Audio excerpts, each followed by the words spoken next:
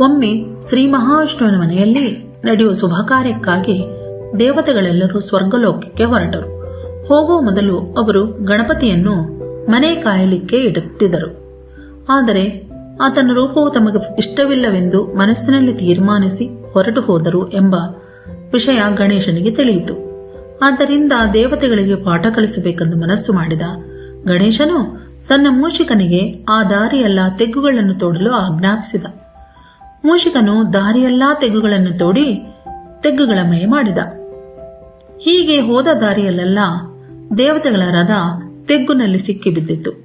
ಎಷ್ಟೇ ಪ್ರಯತ್ನಿಸಿದರೂ ದೇವತೆಗಳು ಆ ರಥವನ್ನು ಹೊರತೆಗೆದುಕೊಳ್ಳಲಾಗಲಿಲ್ಲ.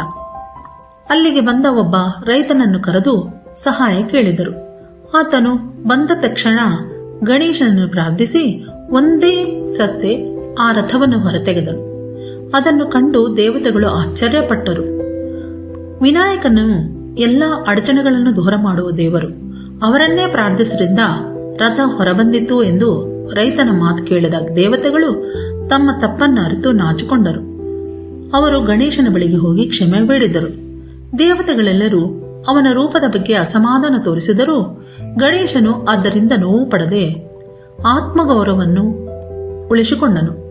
ಯಾವ ಪರಿಸ್ಥಿತಿಯಲ್ಲಿ ಆತ್ಮಗೌರವ ಕಳೆದುಕೊಳ್ಳಬಾರದು ಎಂಬ ಪಾಠವನ್ನೇ ಗಣೇಶನ ಈ ಘಟನೆ ನಮಗೆ ತಿಳಿಸುತ್ತದೆ.